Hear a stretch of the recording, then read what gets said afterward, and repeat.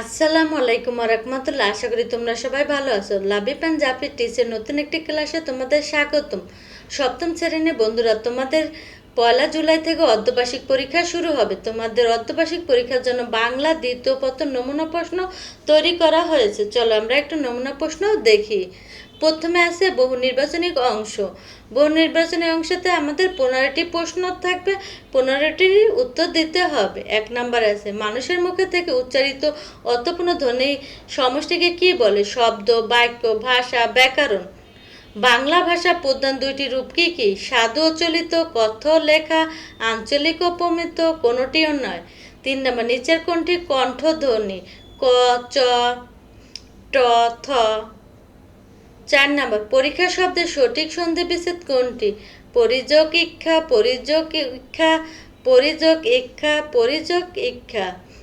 5 number খাঁটি বাংলা শব্দে কোন বর্ণের ব্যবহার হয় না? দন্তের মধ্যাহ্ন, তালিব বসা, দন্তের স। 6 নাম্বার পাগলে কি না বলে? এখানে পাগলে কোন কারকে কোন বিভক্তি? কর্তার সপ্তমী, কর্মের সপ্তমী, করণের সপ্তমী না অপদানের সপ্তমী? 7 নাম্বার সমাধান শব্দের অর্থ কি? আহ্বান করা, বর্জন করা, যুক্ত করা, তুলনা করা। 8 নাম্বার 2টি বস্তুর মধ্যে তুলনায় বিশেষে শেষে কোনটি যুক্ত হয়? তম, তর, তা, তয়ব। 9 নাম্বার গুরু শব্দের বিপরীত অর্থে শব্দ কোনটি? লঘু, ভারী, বড়, শিক্ষক। 10 নাম্বার চোখ ওঠার বাগধারা বা শব্দার্থের ক্ষেত্রে চোখ শব্দটি কি অর্থে ব্যবহৃত হয়? অঙ্গ বিশেষ, রোগ বিশেষ, দৃষ্টি দেওয়া না সতর্ক হওয়া। 11 নাম্বার বাক্যে ক্রিয়াপদের সাথে নাম পদের সম্পর্ককে কি বলে? সন্ধি, কারক, বিভক্তি না সমাস। 12 নাম্বার স্বরবর্ণের সংক্ষিপ্ত রূপকে কি বলা হয়? কার, ফলা, মাত্রা, হসন্ত।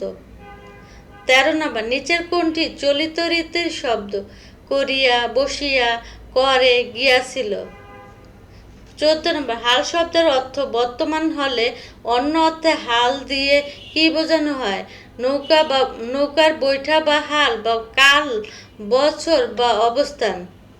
15 নাম্বার খাঁটি বাংলা সন্ধি কত প্রকার? 2, 3, 4, 5। এরপর আছে রচনামূলক অংশ। রচনামূলক প্রশ্নতে প্রথমে আছে যে কোনো একটি প্রশ্নের উত্তর দাও। প্রথমে আছে অনুচ্ছেদ লেখো। 21শে ফেব্রুয়ারি অথবা অনুধাবন দক্ষতা। নিচের অনুচ্ছেদটি পরে প্রশ্নগুলো উত্তর দাও। দেশকে ভালোবাসার মধ্যে দিয়ে মানুষের জীবন সার্থক হয়ে ওঠে। আমরা যে দেশে জন্মগ্রহণ করেছি, যার আলো বাতাসে বড় হচ্ছে, তার প্রতি আমাদের গভীর ঋণ রয়েছে। এই ঋণ শোধ করার একমাত্র উপায় হলো দেশের মঙ্গলের জন্য কাজ করা, অলসতা ও স্বার্থপরতা ত্যাগ করে দেশের কল্যাণ ও আত্মনিয়োগ করার প্রকৃতির দেশপ্রেম। 1 নাম্বার আছে মানুষের জীবনে কিভাবে সার্থক হয়ে ওঠে? 2 নাম্বার দেশের প্রতি আমাদের ঋণ রয়েছে কেন? 3 নাম্বার প্রকৃতির দেশপ্রেম বলতে কি বোঝানো হয়েছে? 2 নাম্বার আছে যে কোনো একটি প্রশ্নের উত্তর দাও। সারাংশ লেখো। কোথায় স্বর্গ কোথায় নরক কে বলে তা বহুদূর, মানুষের মাঝে স্বর্গ নরক মানুষের সুরাসুর। রিপুর তারণে যখনই মোদের বিবেকে পায় গো লয়, আত্মগ্লানি নরক অনলে তখনই পুড়িয়ে হয়, প্রীতি ও প্রেমের পূর্ণ বাঁধনে যবে মিলে পরস্পরের স্বর্গ আসিয়া দাঁড়ায়, তখনই আমাদের কুড়ে ঘরে। অথবা সারমর্ম লেখো। নম নম নম সুন্দরী মম জননী জন্মভূমি, গঙ্গার তীরে স্নিগ্ধ সেমির জীবনে জুড়ালে তুমি, অবারিত মাঠ গগনের লটায় চুমে তব পদধূলি, ছায়া সুনিবিড় শান্তি নীল ছোট ছোট গ্রামগুলি। 3 নাম্বার আছে ভাব সম্প্রসারণ। যে কোনো একটি প্রশ্নের উত্তর দাও।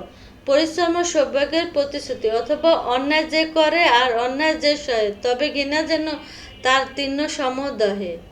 4 নাম্বার আছে আবেদনপত্র বা চিঠি। যে কোনো একটি প্রশ্নের উত্তর দাও।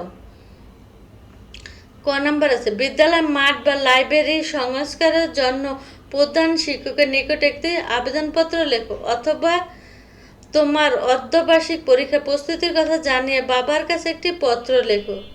5 নাম্বার আছে প্রবন্ধ রচনা। যে কোনো একটি বিষয়ের উপর রচনা লেখো। আমার প্রিয় শখ অধ্যবসায়, পরিবেশ দূষণ ও তার প্রতিকার। সপ্তম শ্রেণী বন্ধুরা, আজকের মতো এখানে শেষ। আল্লাহ হাফেজ।